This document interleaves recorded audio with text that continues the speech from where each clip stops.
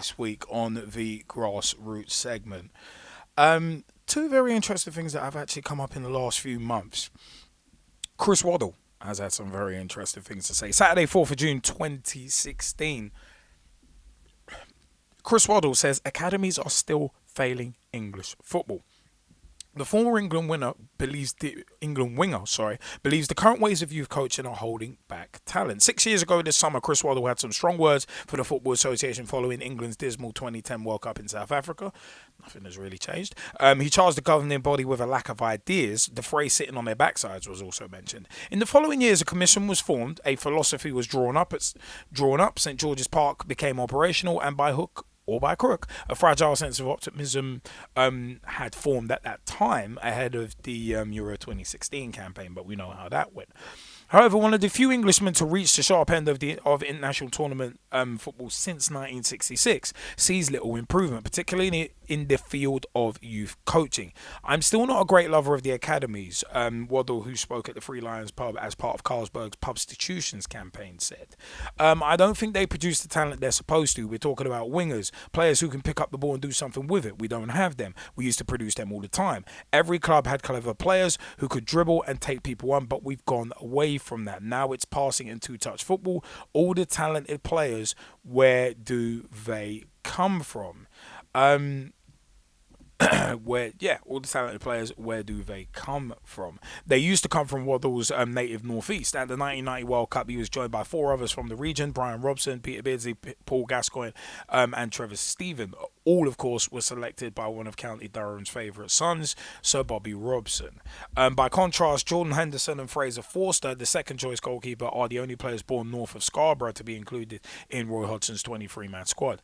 Only two others, Michael Carrick and Stuart Downing, have been capped since the last World Cup. Waddle's asked why.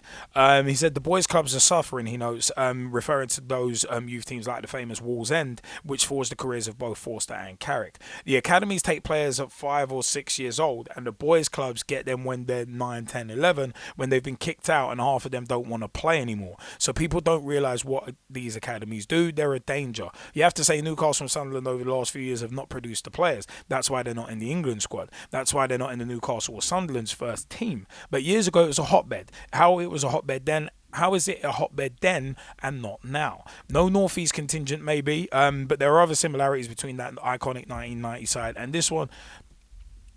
Was the question asked, and he said no.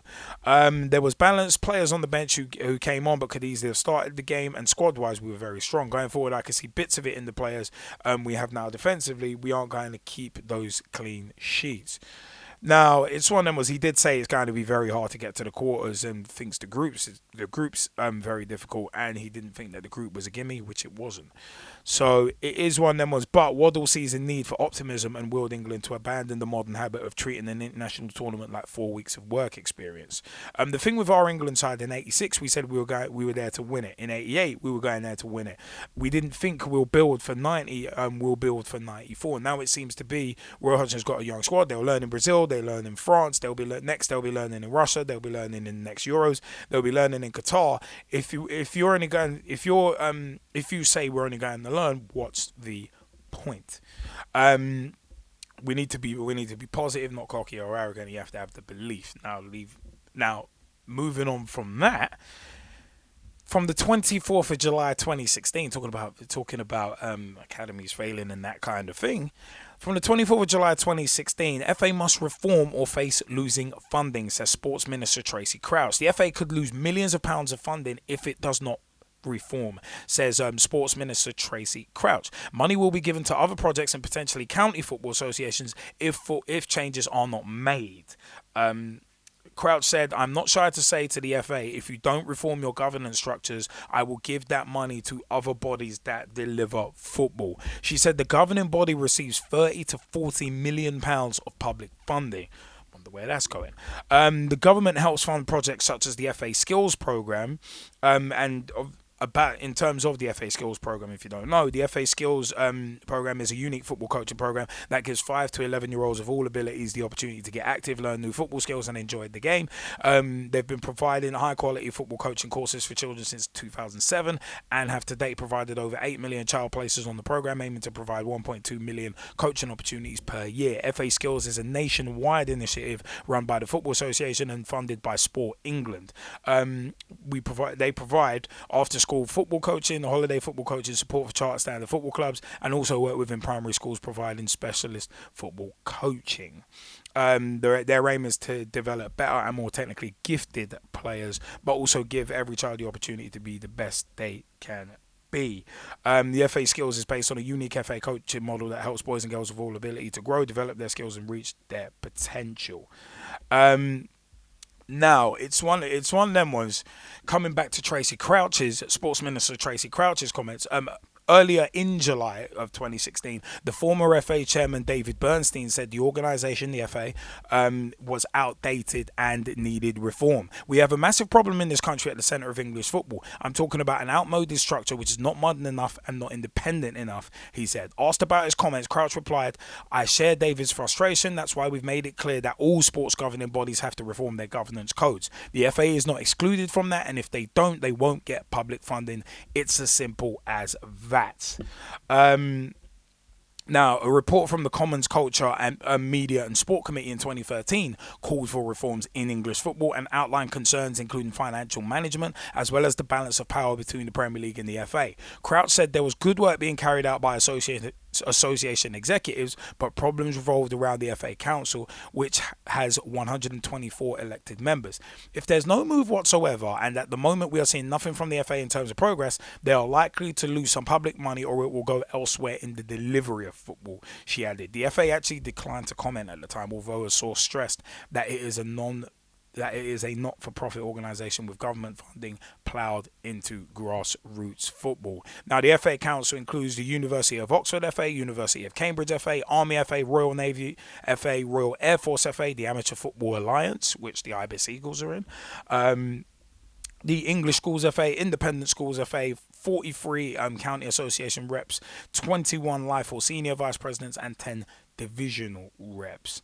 Now, for me, the two big questions that come out of this: does the FA need reform, and are academies failing young players? Those are the two major questions. If the Skypers want to jump in, please let us know, because those are two. I personally think those are two massive questions. Does the FA need reform, and are academies failing youngsters? I think it's one of them ones where I think Chris Waddle's spot on in terms of academies failing youngsters, where it's like, all right, take them at 5, 6 years old, and then by 8, 9, 10, 11, you've already cast them aside, rejected them, told them they're not good enough, and then they get disillusioned with the game and walk away. That's not a good way of doing things. That really is not a good way of doing things. But another thing that comes into this is something that we've discussed for a long time on PT Live shows. If all of this, if this money, public money that is, it's 30 to 40 million pounds of public money is getting invested into the FA.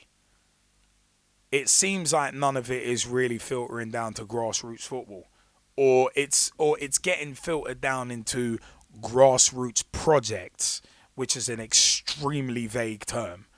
For me, it's one of them. Yeah, the FA does need to change its governance. There does need to be a power shift from the Premier League to the FA. It definitely needs to be. But as long as football is predicated on profit and making as much money as it can, basically predicated on greed, let's not muck around here, then that won't change. What I feel needs to be changed is that the focus needs to be on developing players, developing them technically and developing them in other ways, but you also need to develop people as well, so that if that person doesn't get to the club they want or gets rejected by the academies, it's a case of they're not just like nomads where they've got nowhere to go and they don't know what to do next. That's one of the main things where, like I said earlier, some players will spend 5-6 years in an academy, come out of it and be like, I haven't got an education, what do I do? Or to quote a wrestling example from kayfabe commentaries, but the breaking kayfabe, it's a case of, well, it's either this or join the circus because I ain't got no education. And again, nothing to fall back on. I very much do think that academies are failing young players, especially English players. But it's one of them ones where the FA needs to reform to change that. So you would need to change things in the FA.